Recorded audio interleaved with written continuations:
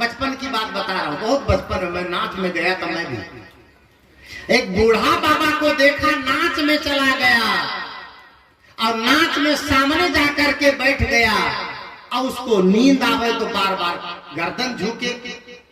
और नाचने वाले ने कहा, ए बाबा आप तो बहुत नाच देखे, अब जाके जरा पीछे बैठ जाइए। बुढ़वा खड़ा होकर कहा, काहे पीछे बैठेंगे हम? उसने कहा, आपको नींद आ रही है इसलिए पीछे बैठ जाइए जाके, हम बार बार नाच रहे हैं और आपको नींद आ रही है, आपकी उम्र नहीं देखने की। तो बुढ़वा दोनों हाथ से आंख को है ऐसे कर दिया, कहा अब आओ तो नींद कैसे आती है। लेकिन छोड़ेगा नहीं नाच को। सदगुरु कबीर देव ने कहा, क्या? अरे मुख के दांत गए कहा भगौरे, अब भीतर दांत लोहे के हो, अब फिर चना चबाए विषय के, काम क्रोध मद लोभ के हो। यही तो है, संतोष करिए। सिर के बाल पक गए तो अपने को काला नहीं करना है। अब सिर के बाल को काला मत करिए, आप अपने को मान लीजिए कि अब हमें मन को पकाना है। ये संतोष अपने अंदर लाइए। अगर आपके शरीर में अवस्था बदल रही है तो आप अपने मन को बदलिए, अवस्था नहीं बदल पाएगी। अगर आपके आंखों में चश्मा लग गया तो संतोष कीजिए, अब ज्यादा से ज्यादा ध्यान कीजिए, शांत रहिए, वासना निवृत्त कीजिए। सदगुरु कबीर कहते हैं ये संतोष धारण कीजिए। इन माताओं से भी मैं निवेदन करूं और आप सबसे भी निवेदन करूं कि घर में बेटे या बेटे की शादी हो जाए, बेटे बेटी की शादी हो जाए तो आप अपने को मान लीजिए कि अब हम बूढ़ा बूढ़ी हो गए। मान लीजिए, मानने में क्या है कोई दिक्कत? अगर घर में बेटे की शादी हो गई और बहू आ गई, उसको क्या कहते हैं इधर? कन्यन। कन्यन आ गई, बहू आ गई और पतोहिया आ गई और आप अपने मन को संतोष दीजिए, अब मेरा जमाना गया। अब जमाना किसका आ गया? बेटे और बहू का। नीति में लिखा है कि अगर बेटे की शादी हो जाए और घर में कन्यन आ जाए तो सास ससुर को अपना श्रृंगार कम कर देना चाहिए, अपना चमक दमक कम कर देना चाहिए। ये नहीं कि सासों बाल रंगावे और पतोहियों बाल बाल, ऐसा नहीं। वहां पर आप संतोष ले आओ, वहां पर आप अपने मन को समझा लो कि अब हम बूढ़े की श्रेणी में आ गए।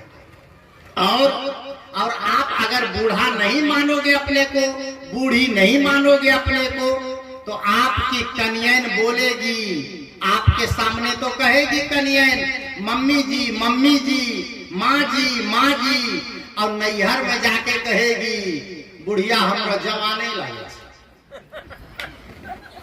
कहेगी, नैहर में बोलेगी। वो कहे, वो अंदर में मान लिया कि ये बूढ़ी है, ये बुढ़िया है। इसलिए आप अपने को मानिए, संतोष दीजिए, मन को समझाइए कि हम बूढ़े हो रहे हैं और वासना से निवृत्त होकर उपासना में लगिए। शील बहन संतोष पुत्र है, क्षमा हमारी नारी, अर्थात आपके साथ क्षमा हो हर समय। आप क्षमा करना सीखें और गलती किसी से हो जाए तो आग बबूला न, माफ करना सीखिए और माफी मांगना शुरू करिए। देखिए सारी समस्या खत्म। अगर किसी से कोई कह दे तुमने ये गलती की है, हाथ जोड़ के कह दे जी मेरे से गलती हो गई, क्या करेगा अगला? शांत हो जाएगा, एकदम ठंडा हो जाएगा। किसी ने आपको गाली दी और आप ठंडे हो जाए, शांत हो जाए, उसकी गाली वही बंद जाए, हो जाएगा। एक ने एक से कहा, क्या कहा? एक ने एक से कहा तू गधा का बच्चा है। उसने कहा जी बाबूजी आप मेरे माई बाप। क्या हो गया? आप क्षमा तो करिए, आप शुरू तो करिए। एक ने एक से कहा कि तुम्हारा बाप जूता सिलता था, मैं जानता हूं। उसने कहा हाँ, मेरे बाप जूता सिलते थे, लेकिन गलत तो नहीं सिलते थे ना, मजबूत धागा लगाते थे। कितनी अच्छी बात। अगर कोई आपको गलत कहे, भजन में कहा है,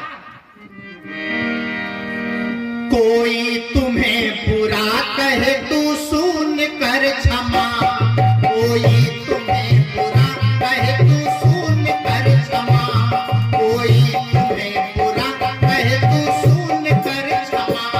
पानी कसर संभाल लो,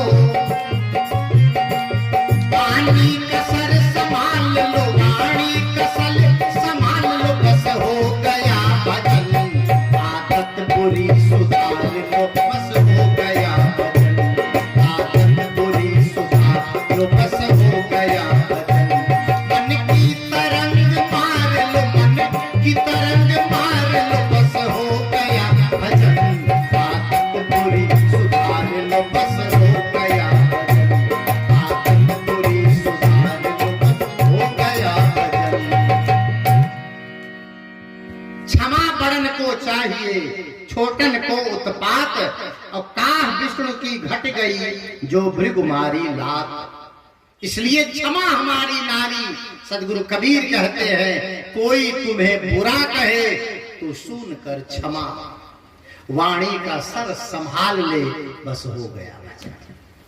भजन मंदिर में होगा, भजन केदार और बद्रीनाथ में होगा, भजन आश्रम में होगा।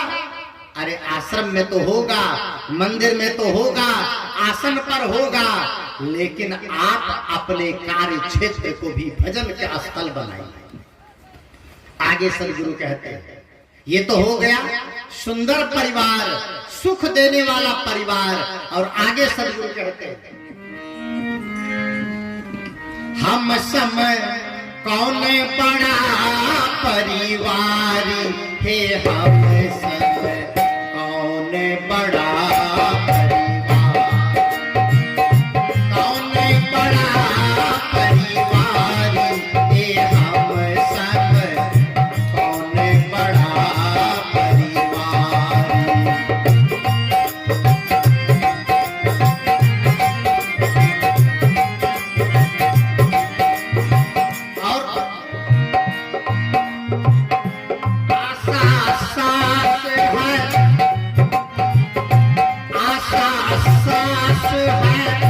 तृष्णा है सारी, लोभ मोह ससुरारी।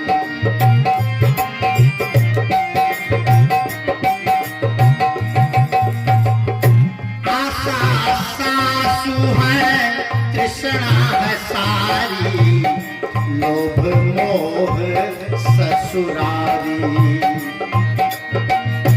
अहंकार है ससुर हमारे, अहंकार है ससुर हमारे, सोसत में अधिकारी, ये हम सब कौन बड़ा परिवार, कौन बड़ा परिवार, ये हम सब कौन बड़ा परिवार।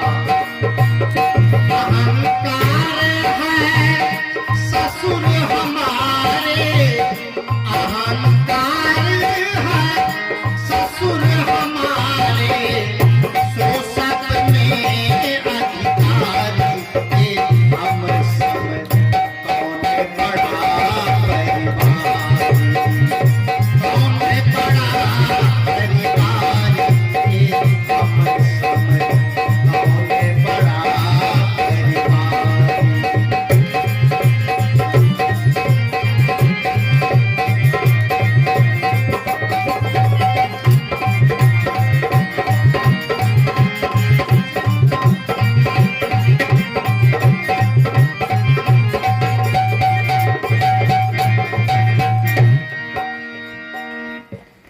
आशा सास है, ध्यान दीजिएगा। अब दूसरा पक्ष, ससुराल का पक्ष क्या क्या है। आशा सास है, और ये आशा सदगुरु पूरन साहब ने कहा है तृष्णा ना मिटी तब लग नहीं बैराग, कलह कल्पना ना गई। ये भी साहब ने कहा। ये आशा का मतलब होता है। आशा और तृष्णा किसे कहते हैं? आशा कहते हैं जिन वस्तुओं को हमने प्राप्त नहीं किया, प्राप्त करने की जो वासना है उसका नाम आशा है। ये आप लोग मत समझ लीजिएगा कि यहां तो एक आशा है जो हॉस्पिटल में डिलीवरी कराती है, उसको भी आशा कहते हैं। उस आशा की बात नहीं कर रहा हूं। आशा का मतलब यहां है कि जो आदमी प्राप्त वस्तुओं की इच्छा में जीता है, वो वस्तु मिली नहीं है, उसका नाम आशा है। आशा सास है, और ये आशा सास ऐसी है, सासू ऐसी है जो दामाद को अपनी तरफ खींचती रहती है।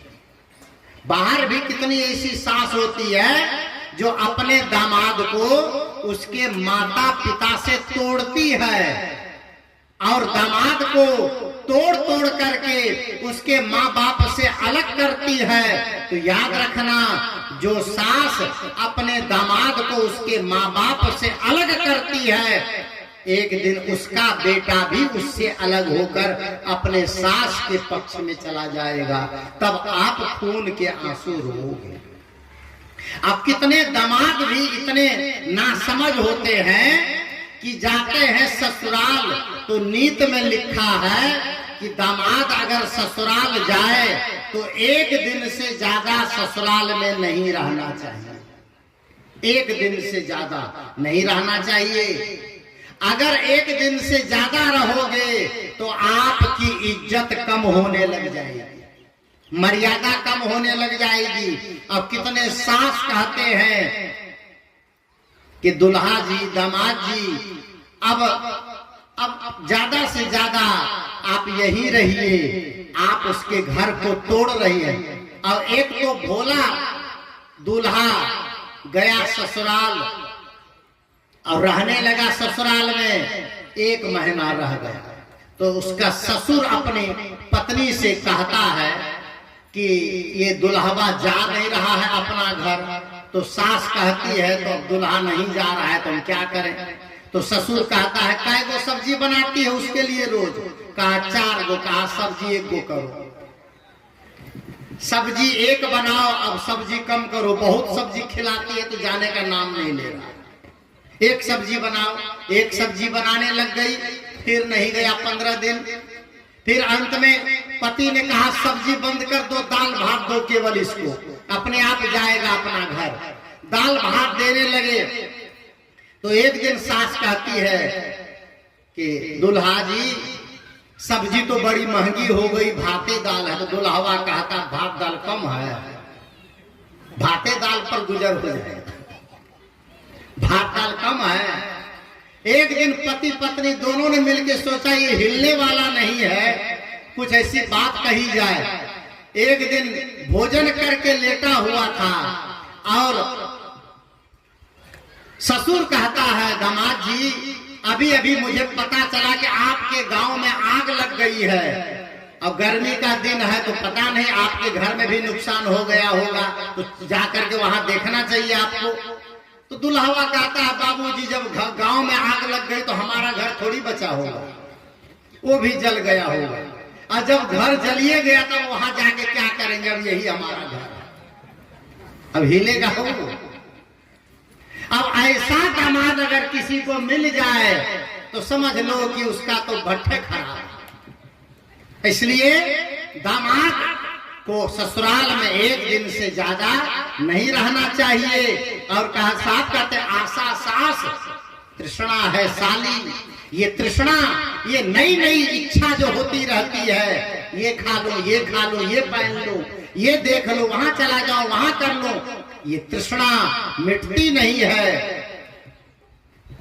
ये तृष्णा साली है। और लोभ मोह ससुराली।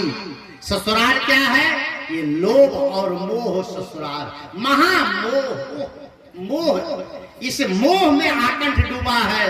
बाबा गोस्वामी तुलसीदास जी ने लिखा सारा दुख का मूल क्या है? क्या है दुख का मूल? मोह सकल। कभी आपने सोचा है कि जिनसे मोह कर रहे हैं वो छूट जाएगा? सोचा? यही बंधन है, बंधन पर बंधन बनाए चले जा रहे हैं, सोचते ही नहीं है, दिमाग ही नहीं लगाते हैं, अब मोह पर मोह करते चले जाते हैं। जन्म लिए माँ से मोह, पिता से मोह, भाई से मोह, पढ़ाई से मोह, नौकरी से मोह, पैसा से मोह, सोना से मोह, चांदी से मोह, देह से मोह, पत्नी से मोह, और करते मोह बनाते हैं, छोड़ते नहीं। लोभ मोह ससुरारी, ये ससुराल है और ये मोह के दलदल में जीव ऐसा पड़ा है, इससे छूटने का कोई उपाय इसके पास नहीं। कैसा मोह? देखिए, जन्म लिए अपने से मोह, फिर बेटा हुआ, पति से थोड़ा मोह कम हो गया और बेटा से मोह हो गया। अब क्या होता है?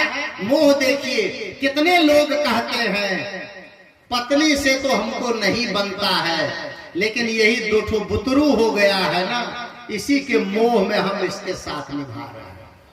कितने लोग कहते हैं, कितने लोग, कितनी नारी कहती है अरे हम तो इसका मुंह न देखे जीवन भर, लेकिन क्या करें, ये दो ठो बुतरू हो गया है ना, इसी का मोह इसका संग नहीं छोड़ने दे रहा। क्या ये मोह ही तो है। अब बेटा का मोह, अब पोता का मोह, अब पोता हो गया और जिंदा है तो मन में होता है कि जरा पोता की भी शादी हो जाए, तो क्या देख लें, क्या देख लें, बोलिए जरा जोर से। होता है ना मन में कि बेटा का मुंह देख लिए, अब पोता का मुंह देख लिए, अब मन में होता है कि अभी लगता है 100 साल हम जिएंगे, तो बेपोता की भी शादी ब्याह कर दे, तो क्या देख ले, क्या देख ले? देखने से उद्धार हो जाएगा, पड़पोता को हो जाएगा। अब पड़पोता भी देख ले और तब कहीं जिंदा रह गए तो मन में होता है कि पड़पोतो जल्दी से बड़ा हो जाए, तब क्या देख ले? पड़पोता के बाद में छड़पोता कि लड़पोता कि पकड़पोता? क्या कहां जाना चाहते हैं आप? पोता देख लिए, पड़पोता देख लिए, लड़पोता देख लिए, धड़पोता देख लिए, हड़पोता देख लिए, छड़पोता देख लिए, कितना देखेंगे आप? अंगम गलितम पलितम मुंडम दसन विहीनम जातम तुंडम कर घृत कंपित शोभित दंडम तदपन मुंचति आशा पिंडम। स्वामी शंकराचार्य ने लिखा कि हाथ में लाठी आ गई, कर घृत, अंगम गलितम, अंग कमजोर हो गए, अंगम गलितम पलितम मुंडम, मुंह पोपला हो गया, कर घृत कंपित शोभित दंडम, हाथ में लाठी आ गई, हम कांप रहे हैं। मैंने देखा है एक लोगों को हाथ में लाठी है, हाथ कांप रहा है, लेकिन कांपते कांपते कहता है हे बाबू कंटा खैनी छत लावा। दांत मुंह में नहीं है, लेकिन खैनी खाना चाह रहा है, बीड़ी पीना चाह रहा है, दुनिया देखना चाह रहा है, भोगना चाह रहा है। महर्षि भर्तृहरि ने कहा भोगैन भुक्ता वैवैव भुक्ता, भोगैन तप्ता वैमेव तप्ता। आपने भोगों को तो भोगा, लेकिन भोग ने आपको भोग लिया, शरीर कमजोर कर दिया। सदगुरु कहते हैं, क्या कहते हैं सदगुरु? कि शील बहन संतोष पुत्र है, क्षमा हमारी नारी, और आशा सास तृष्णा है सारी, लोभ मोह ससुरारी, लोभ और मोह ससुराल है, इनसे बचिए, और अहंकार है ससुर हमारे, सो सब में अधिकारी। अहंकार सबको दबा के रखा, अहंकार सबके सिर पर सवार है और सब अपने अपने अहंकार में डूबा है। सदगुरु कहते हैं इस अहंकार से पार जाइए और अब आइए आंतरिक परिवार की थोड़ी चर्चा करें और आगे चलें। क्या कहते हैं? हम समय कौन बड़ा परिवार थे, हम सब कौन बड़ा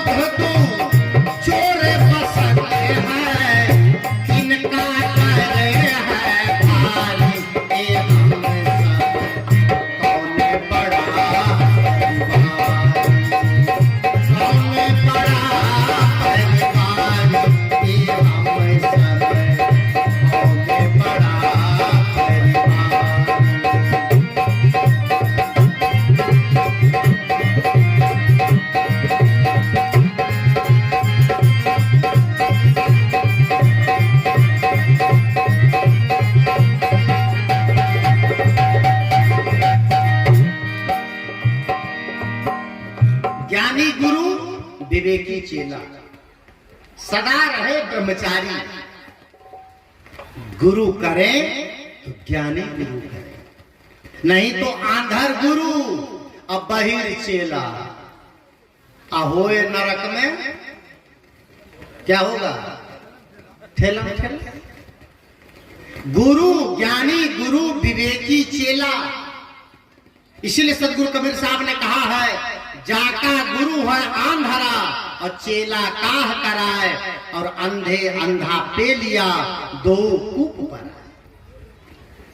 कितने लोग मांस खाने वाले को गुरु बना लेते हैं, कितने लोग घर गृहस्थी को गुरु बना लेते हैं, कितने लोग पंडित जी को गुरु बना लेते हैं, कितने लोग कथाकार को गुरु बना लेते हैं, कितने लोग गृहस्थ में डूबे हैं उनको गुरु बना लेते हैं। अरे उसका भी हाथ, उसके भी हाथ बंधे हैं और आपके भी हाथ बंधे हैं, तो खोलेगा कौन?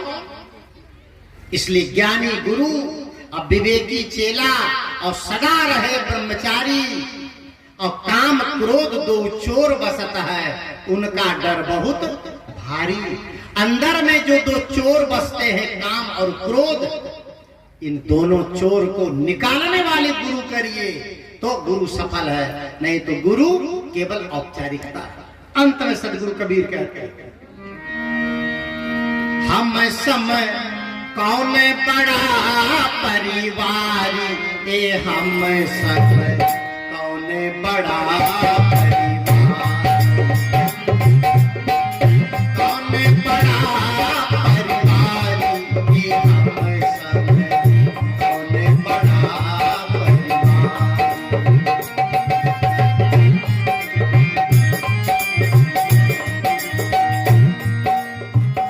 मन है दीवान, ध्यान दीजिए, मन है दीवान,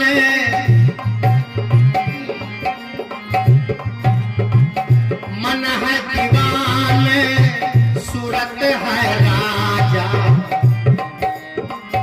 मन है दीवान, सूरत है राजा, बुद्धि मंत्री है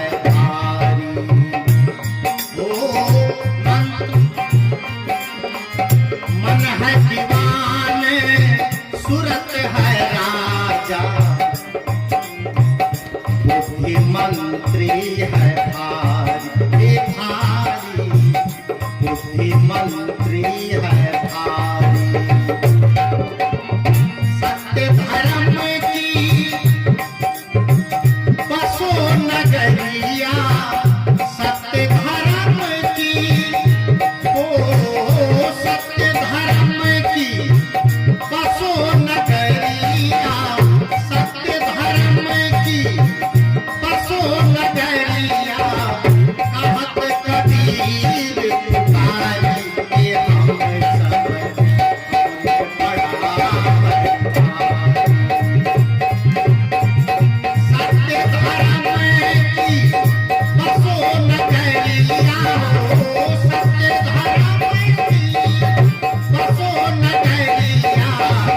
कहत कबीर पुकारी, ये हम सब कौन बड़ा परिवार, कौन बड़ा परिवार, ये हम सब कौन बड़ा परिवार,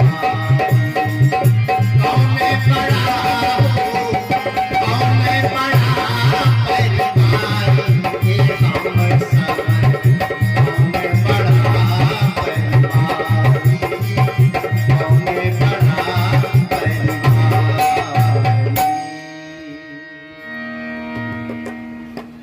मन दीवान सूरत है राजा, ये मन दीवान है। मन दीवान का मतलब होता है मन मुख्य अधिकारी है। मन दीवान और सूरत है राजा, विवेक राजा है और बुद्धि मंत्री है।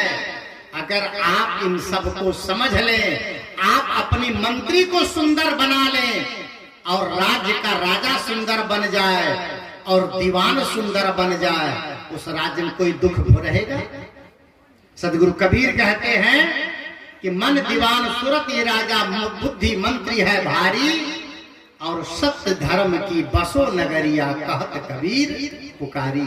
सदगुरु कबीर साहब कहते हैं, ऐ इंसान सत्य के नगर में जाना, झूठ के नगर में मत रहना। सत्य के रास्ते पर चलना, झूठ के रास्ते पर मत चलना। क्योंकि उपनिषद के ऋषि भी कहते हैं, सत्येन लभ्यस तपसा हेस आत्मेन ब्रह्मचर्येण नित्यम अंतः शरीरे ज्योतिर्मयो ही शुभ्रो यम पश्यन्ति यतिह क्षण दोषा। ऐ बंधुओं, अगर सत्य को पाना चाहते हैं, सत्य का साक्षात्कार करना चाहते हैं, तो जीवन में सदैव सद्गुणों के पथ पर चलना, इसी से जीवन में सत्य का साक्षात्कार होगा। नहीं तो झूठ के रास्ते पर चलकर आदमी मूल भी खो देगा। आप सबके बीच में मैंने सदगुरु कबीर साहब के एक भजन को गाया है। भजन के बोल क्या है? भजन का बोल, हम सब कौन बड़ा परिवारी, मेरे समान परिवार किसका है? और ये आप सब का परिवार है। आप सब के अंदर में ये परिवार के सदस्य बसते हैं। बाहर के परिवार से तो रोज मुलाकात है, अंदर के परिवार से मुलाकात करिए, ये जीवन धन्य धन्य हो जाएगा। और 11:30 बजने वाले हैं। इसी के साथ आप सबको धन्यवाद देते हुए मैं अपनी वाणी को विराम देता हूँ। बोली सदगुरु कबीर साहिब की जय। सज्जनों, 2 दिवसीय कार्यक्रम का दूसरा दिन का ये पहला सत्र अब समाप्त होने को है। हम सभी बंदगी करेंगे और अभी की सत्र की समाप्ति होगी। फिर 3 बजे से भजन